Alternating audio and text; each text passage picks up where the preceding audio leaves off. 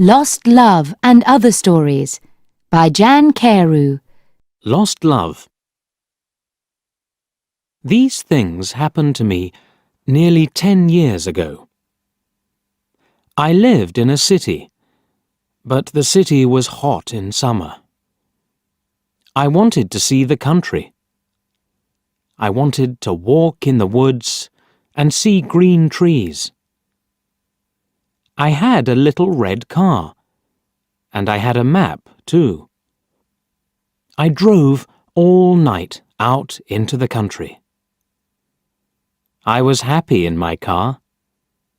We had a very good summer that year. The country was very pretty in the early morning. The sun was hot, and the sky was blue. I heard the birds in the trees. And then my car stopped suddenly.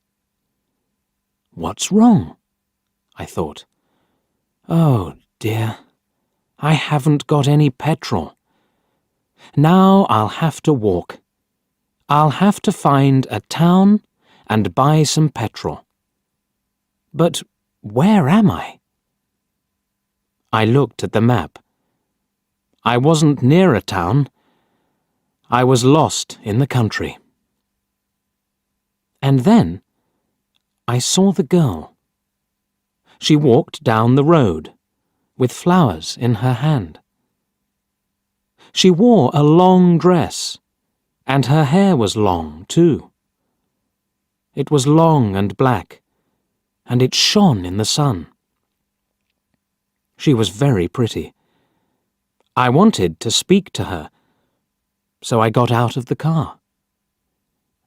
"Hello," I said. "I'm lost. Where am I?" She looked afraid, so I spoke quietly. "I haven't got any petrol," I said. "Where can I find some?" Her blue eyes looked at me, and she smiled. She's a very pretty girl, I thought. "I do not know," she said. "Come with me to the village. Perhaps we can help you."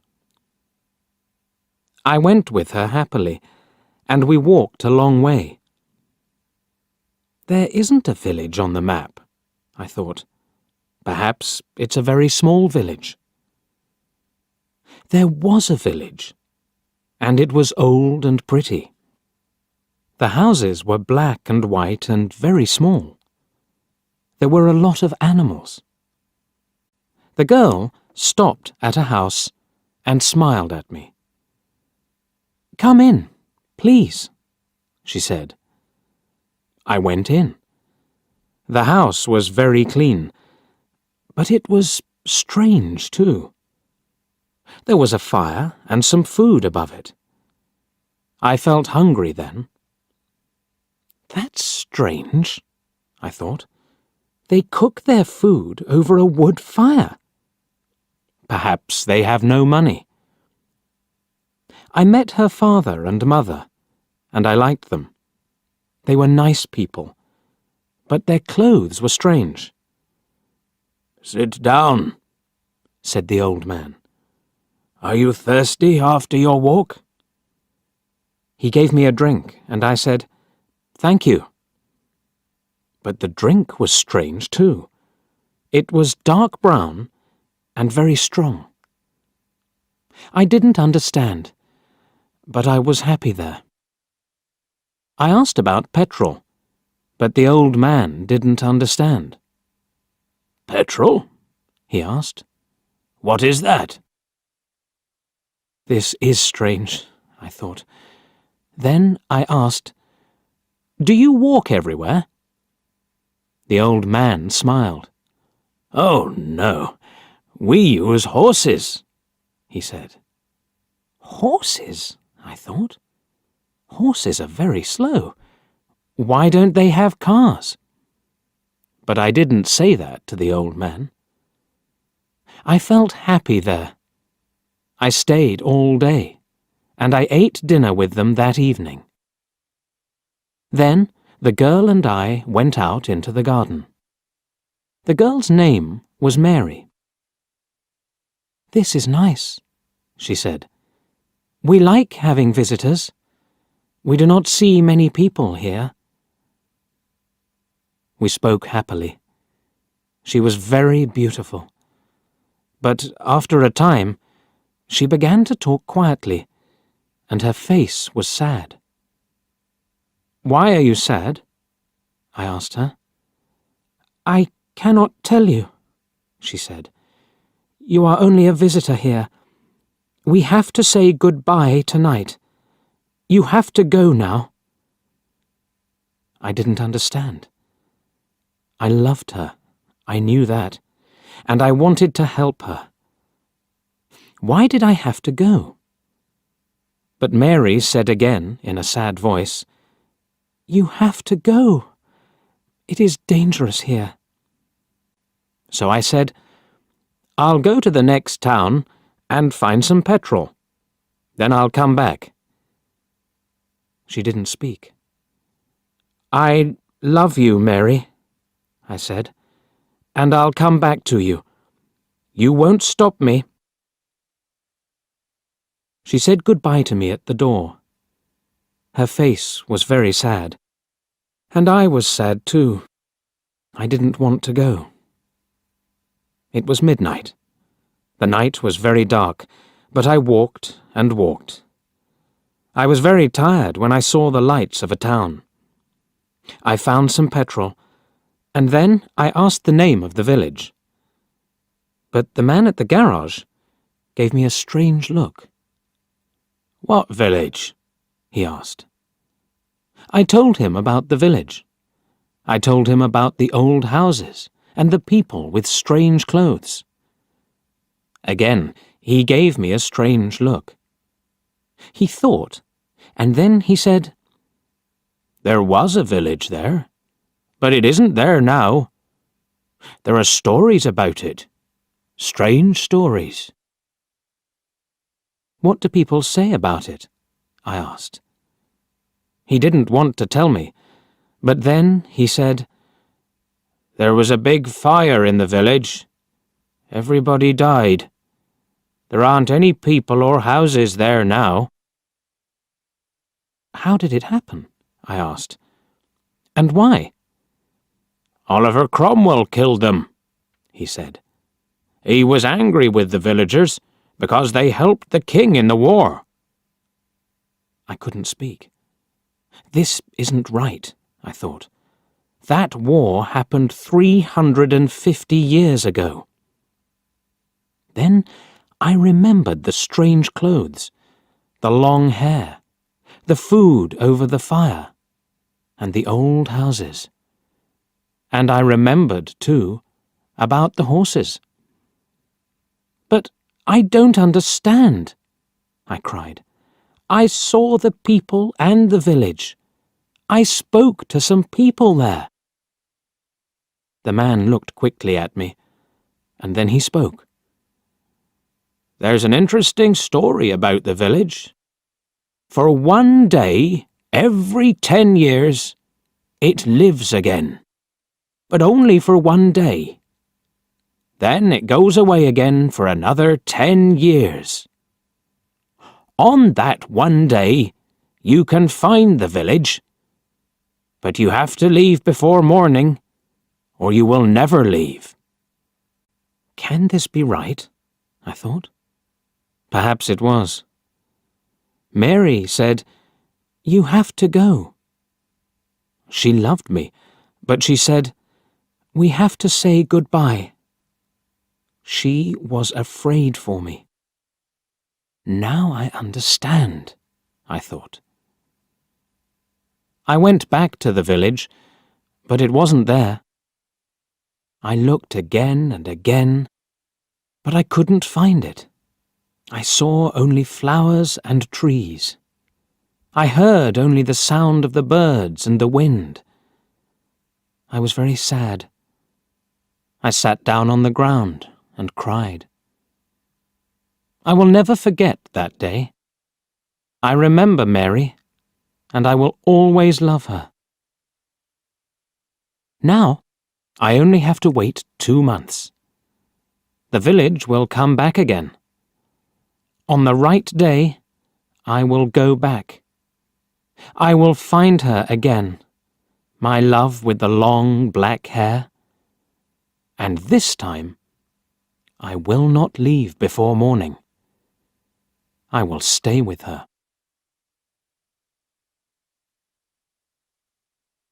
The Doll.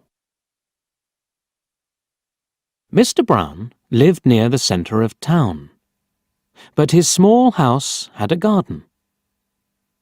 Mr. Brown liked his garden very much.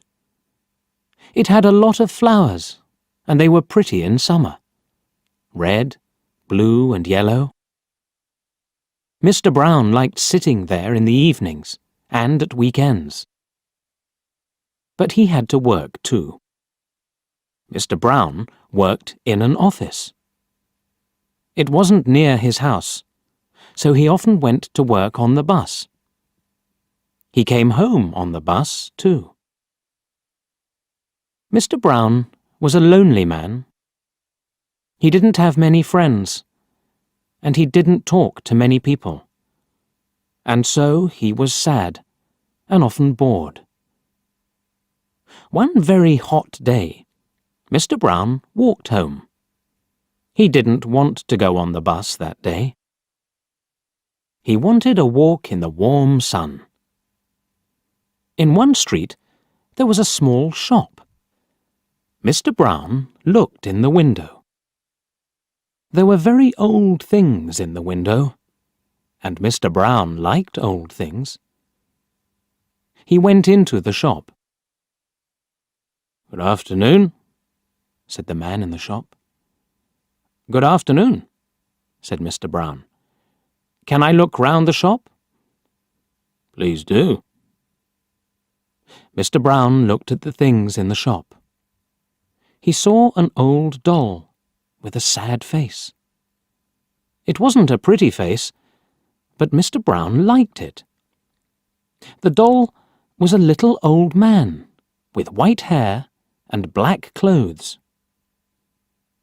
Mr. Brown thought, perhaps the doll is lonely too. He asked, "How much do you want for this old doll?" The man thought. "Oh, that? £3, he said. Mr. Brown wanted the doll. Why? He didn't know, but he wanted it. £3 was a lot of money for an old doll, but Mr. Brown paid it. He went out with the doll in his hand. He looked at its face. Is it smiling? He wondered. No, he thought. It's only a doll. He said to it, "I'm going to take you home." The doll didn't answer. It was only a doll. So why did Mr. Brown speak to it? Because he was lonely. He put it in his case with his papers from the office. Mr. Brown was tired now, so he got on the bus. The man came for Mr. Brown's money, and Mr. Brown bought a ticket. Suddenly, somebody on the bus spoke. "Go away," said the person. "You stupid man! Go away!" Everybody on the bus looked at Mr. Brown. Did he say that? They wondered. The ticket man was angry with Mr. Brown. Why did he say that? He wondered. He gave Mr. Brown a ticket and went away. He didn't like Mr. Brown. When Mr. Brown got home, he was very tired. Who spoke on the bus? He wondered. He didn't know. He took the doll out of his case and looked at it. It was only a doll. It wasn't very pretty. It was quite ugly. But it had a smile on its face. That's strange, thought Mr. Brown. He put the doll on the table and had his dinner.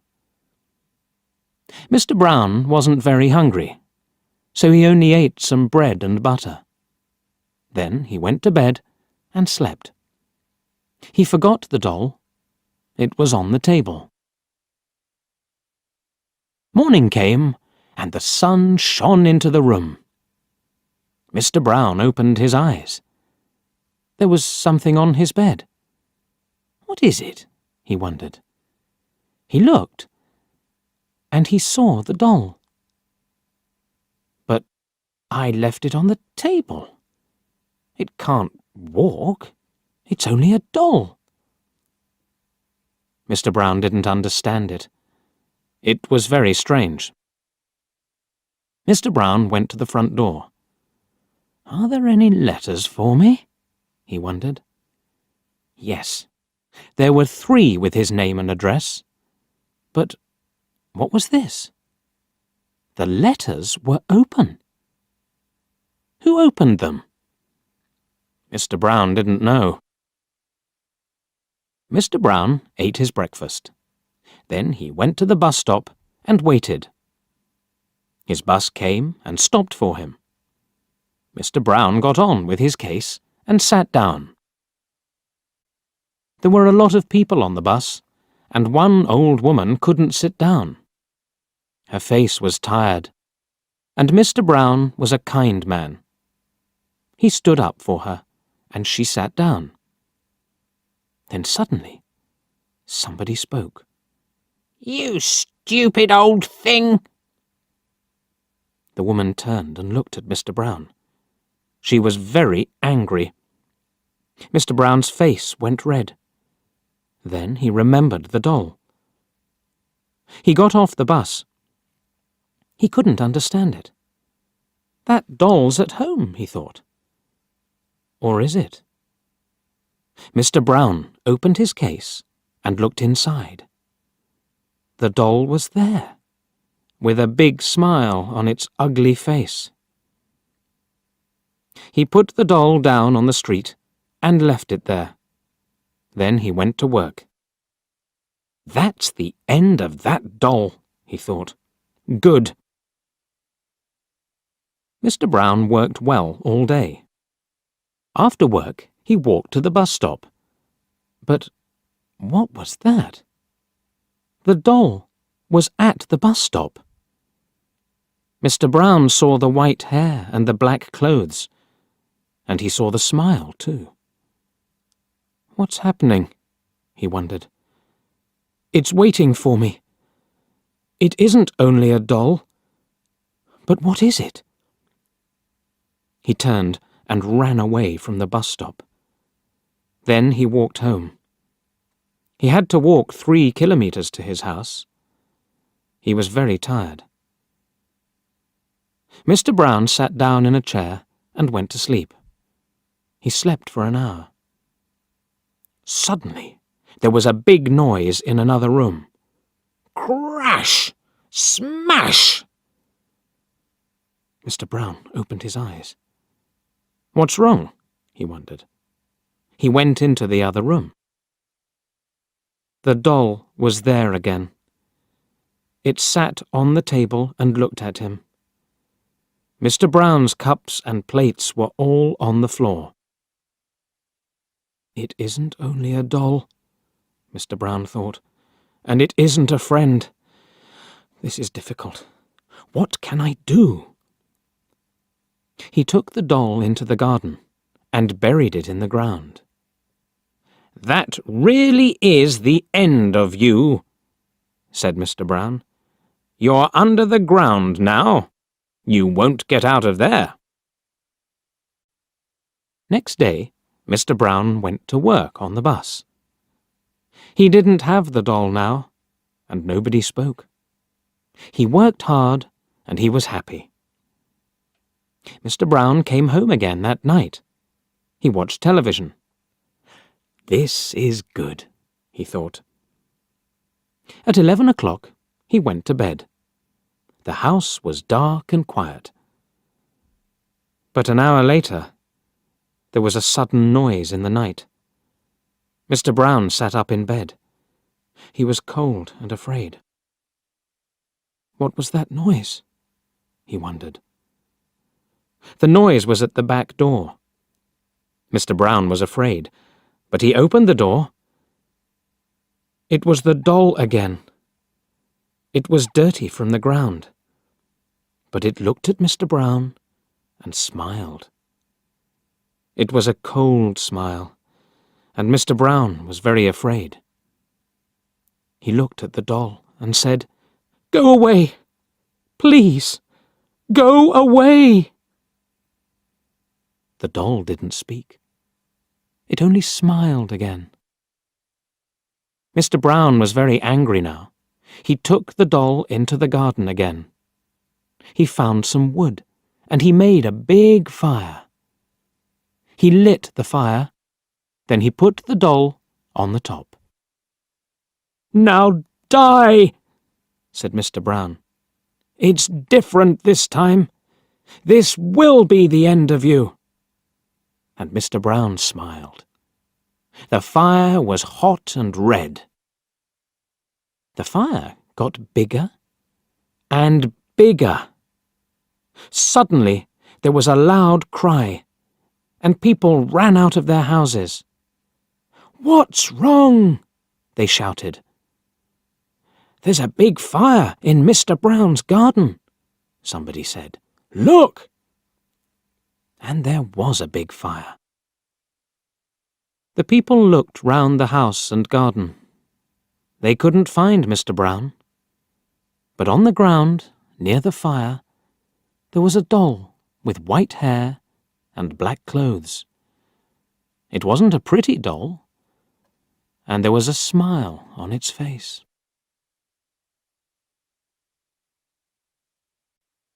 The Other Man. I was a writer. I wrote books. I write now, but nobody knows. Nobody can see me now. Something strange has happened to me. I will tell you about it. In January, I wanted to write a very long book. So, I left my home, and I found a little room. This is a good room for a writer, I thought. I'll write my book here. It was a little room, but I liked it. It was very quiet. I began to work on my book, and I was happy. Then, things began to happen. Strange things. One day, I was at my desk with my pen in my hand. Suddenly, I thought, I want a coffee, and I haven't got any. I'll have to go to the shop. I put my pen on the table and went out. When I came back, I looked for the pen. It wasn't on the table. I looked on the floor, on my chair, and then on the table again. It wasn't there. I don't understand it, I thought. That night, another strange thing happened. I was in bed, and the room was very quiet. Suddenly, I opened my eyes. What was that? I wondered.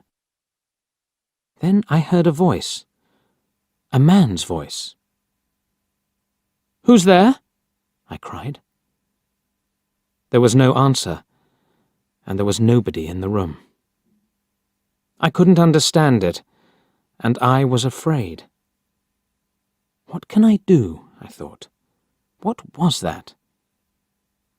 After that, strange things happened every day. But I had to finish my book, so I stayed there. The room was very small.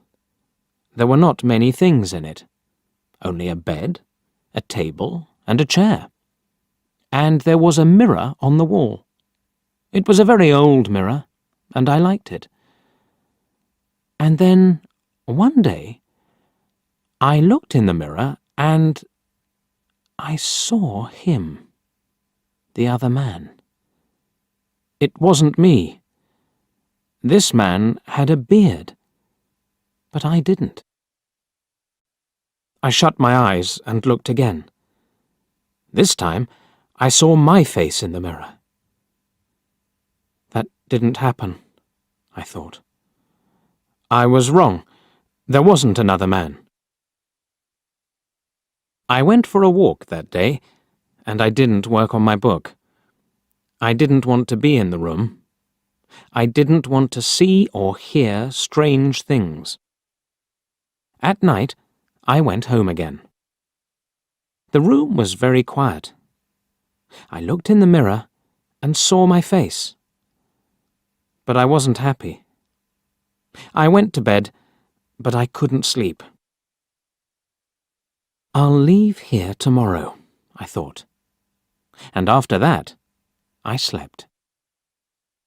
But then, another strange thing happened. The other man stood by my bed and spoke to me. "You will never leave here," he said. "You will stay with me." And then I opened my eyes. I was very cold and afraid. I'll leave now, I thought. I can't stay here for one more minute. Quickly, I put my things in a case. I wanted to go, now. I couldn't forget the man, so I was afraid. But afraid of what? I didn't know. When my clothes were in the case, I thought, I'll leave the room now. I looked round the room, and I also looked in the mirror again. And then I suddenly felt colder and more afraid. I couldn't see the other man in the mirror. Why? Because he wasn't there. But I couldn't see my face in the mirror. There was no face. Why not? I tried to shout, but no sound came. I had no voice. And then I saw him. I saw the other man, the man with the beard. But he wasn't in the mirror. He was at the table, with my pen in his hand. He wrote my book with my pen. I was angry, and I tried to speak. But I couldn't, because I had no voice. The other man didn't speak. He smiled and wrote. Suddenly, there was a sound at the door, and I heard a friend's voice.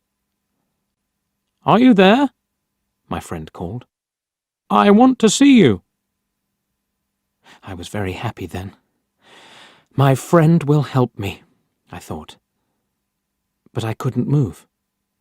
The other man went to the door and opened it. "Come in," he said to my friend.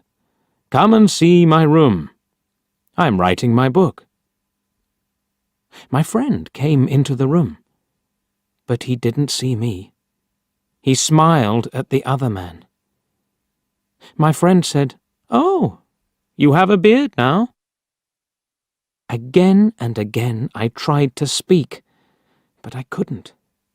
My friend couldn't see me. He couldn't hear me. He only saw the other man. That is my story. The other man has my room, and he also has my face and my voice.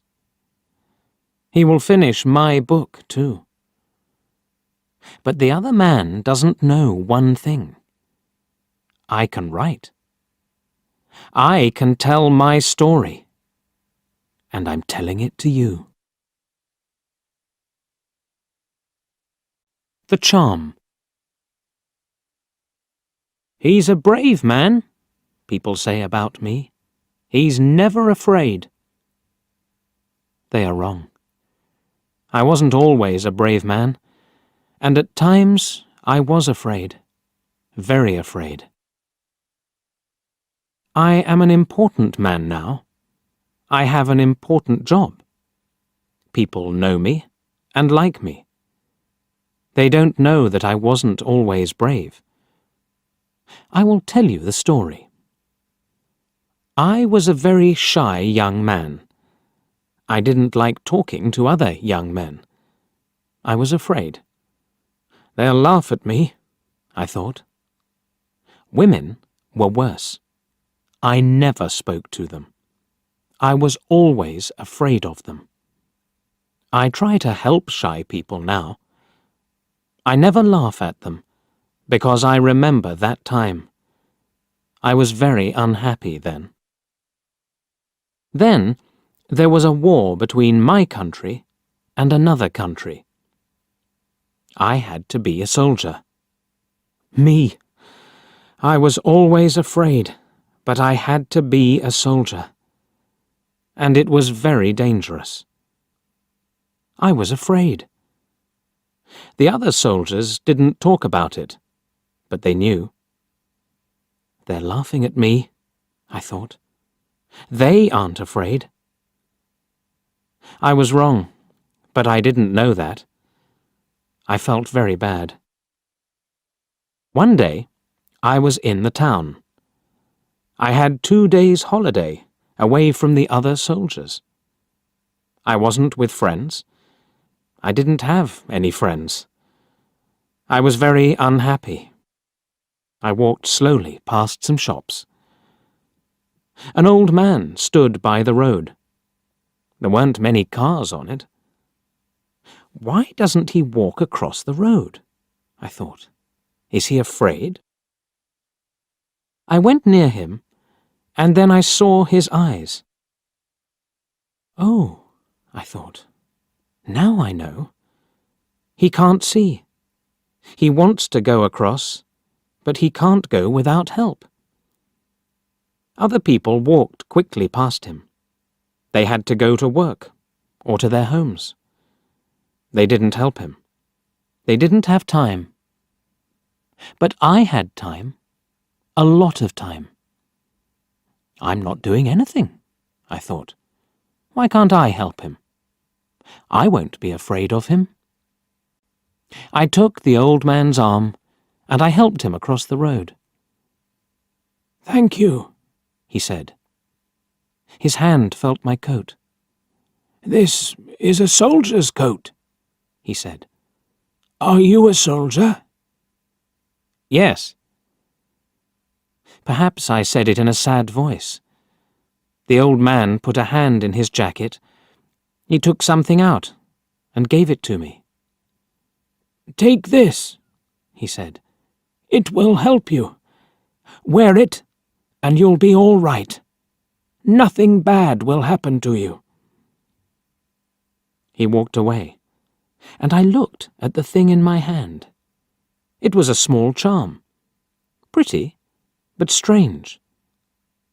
It's a girl's thing, I thought, and I put it in my coat. The next day, we went to war. I was afraid, very afraid, but I remembered the charm in my coat. Perhaps the charm will help me, I thought, so I took it with me. Suddenly, I wasn't afraid. Why? I didn't know. Was it the charm? It was bad that day. Men died all round me. Perhaps I'll die next, I thought. But I wasn't afraid. Our leader was a brave man. He was in front of us, and we followed him. Suddenly, he was down. He fell to the ground and didn't move. The other soldiers stopped. They were afraid. I thought, perhaps our leader isn't dead. I'll go and see. I went to him. The fighting was worse now, but I wasn't afraid. I've got the charm with me, I thought. I'll be all right. I brought our leader back to a better place, and then I looked at him. He was very white and ill, but he wasn't dead. His eyes opened, and he smiled at me. He spoke, not easily, but I heard him. "Go in front," he said. "The men will follow you." The men followed me. and we fought well that day. After that, I was fine. Later, I was a leader too. The men were happy and followed me. People didn't laugh at me then. But is it right? I thought. I'm not very brave. It's only the charm. I didn't tell people about the charm. I had friends for the first time, and I was happy. One day, we had to take an important bridge. There were a lot of soldiers on it, and they had big guns. The country was open, without any trees. It was very dangerous, and my men were afraid. "We're going to die," they said. "Listen," I told them. "I'll go first, and we'll run very quickly to the bridge. Don't be afraid. They can't kill us all. Follow me, and we'll take that bridge." I put my hand in my coat, but the charm wasn't there. What am I going to do? I thought. I can't be brave without the charm. I looked at the faces of my men. They weren't afraid now. I thought, my words have helped them. They aren't afraid now. They're waiting for me. They'll follow me everywhere. I'm their leader, and I can't be afraid. I shouted, "Let's go!" We ran. We got to the bridge. We lost some men, but we got there, and we took the bridge. I will never forget that day. I learnt something then about brave men. Brave men are afraid too, but that doesn't stop them. I will also remember that old man with the charm. "It will help you," he said. He was right. I learnt to be brave without it. I was a young man then, and now I am old. I am a brave man, people think. And, yes, they are right. I am.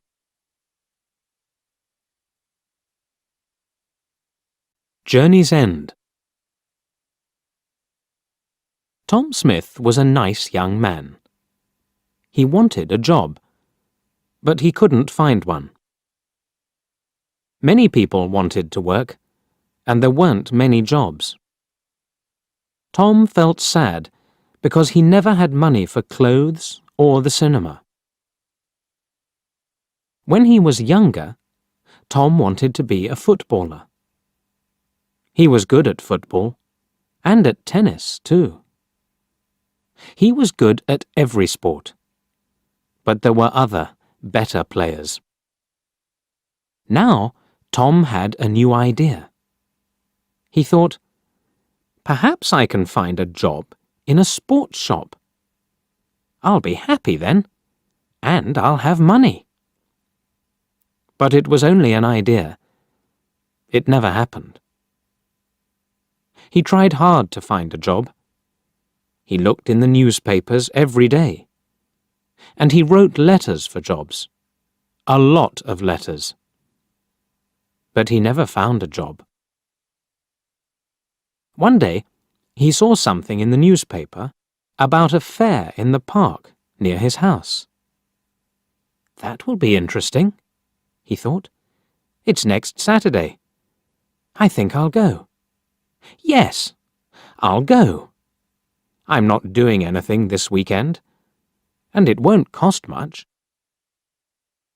On Saturday, Tom walked to the park and bought a ticket for the fair. It was a warm summer day. The sky was blue, and the park was very pretty. There were a lot of flowers, blue, yellow, and red.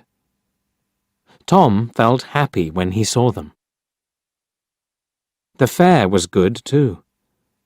There were a lot of people there, and many different games. Tom played some games. He won a box of fruit, and a book about sport. Then he bought an ice cream because he was hot and thirsty. "I'm having a good day," he thought. He sat down and ate his ice cream.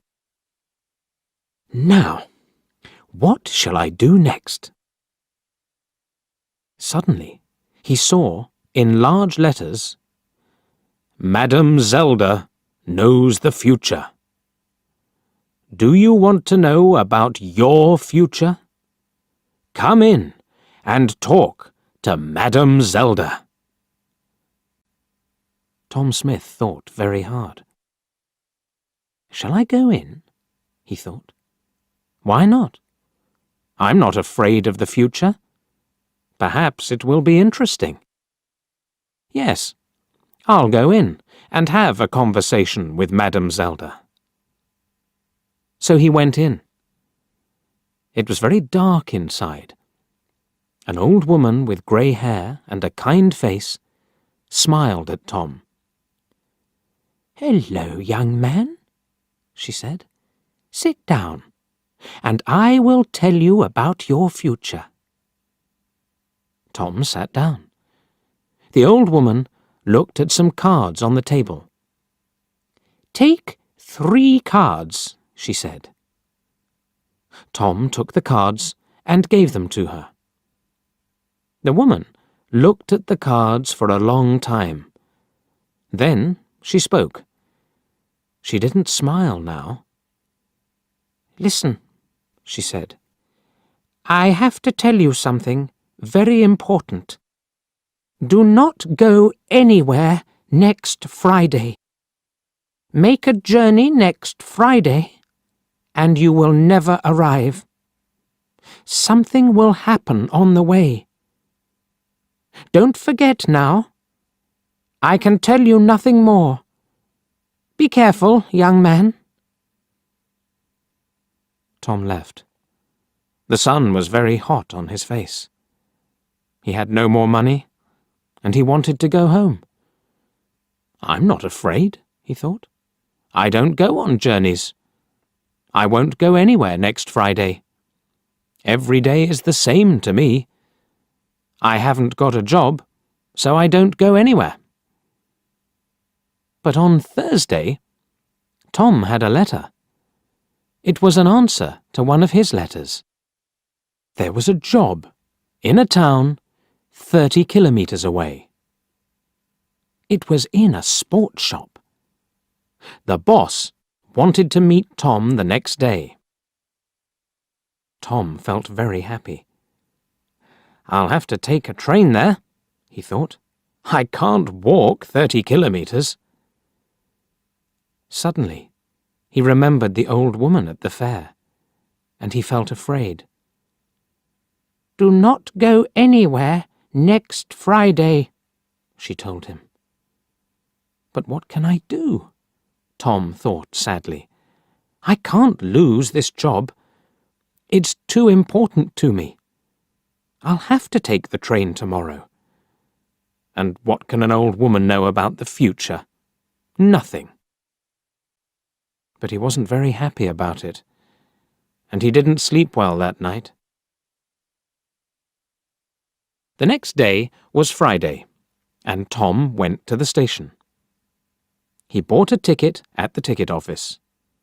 The train arrived, and he climbed on it. An old man sat down next to Tom. His face was intelligent under his white hair. He had a bad leg, and Tom felt sorry for him. The train left the station and went through the country. A waiter came round with some food, and the old man bought a sandwich. Then he smiled at Tom and said, "Are you thirsty? I've got some tea with me. Would you like some?" He took out a cup and gave Tom some tea. "He's a kind man," Tom thought. "I really like him." He smiled at the old man and said, "Thank you. I'm Tom Smith. Are you going a long way?" But the old man couldn't answer. Suddenly, there was a very loud noise, and the train stopped. What was wrong? The people on the train were afraid. They all looked out of the windows, but they couldn't see anything. "Don't be afraid," Tom told his new friend. "I'll go and see. Perhaps it's an accident. Stay here and you'll be okay." The old man smiled. "Thank you, my young friend," he said. "I will stay here. My old legs are very weak." Tom found the guard. "What's wrong?" he asked him. "Why did we stop?" The guard looked at Tom unhappily. "There's a large tree in front of the train," he said. "We'll have to move it, but we can't do it quickly. So this is the end of the journey for you. You'll have to get off the train and walk." "Walk where?" Tom asked. The guard looked at a map. "There's a village near here. You can go there and perhaps find a restaurant or a cafe. I have to stay here with the train. I'm very sorry about your journey, but you'll get your money back." Tom thought, "The money isn't important. I really wanted that job." And he felt very sad.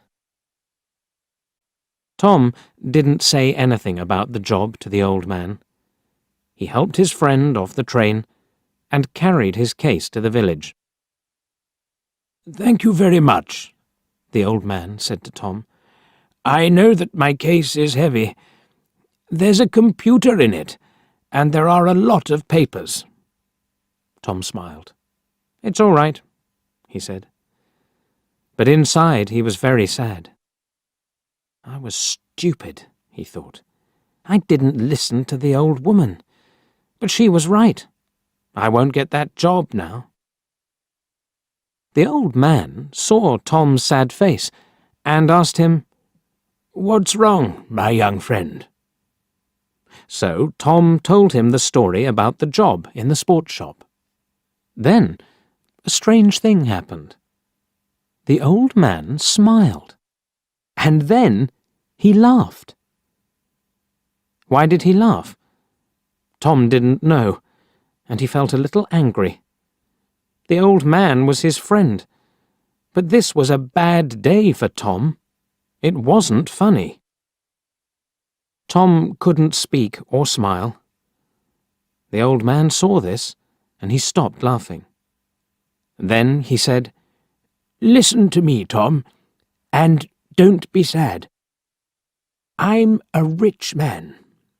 I've got a lot of shops in different towns, and they're all sports shops.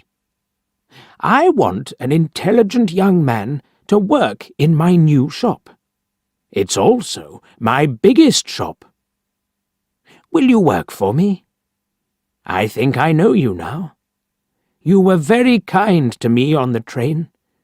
You're the right person for the job. What's your answer?" "This is wonderful," Tom said, with a happy smile. "This is the best day of my life. Not the worst."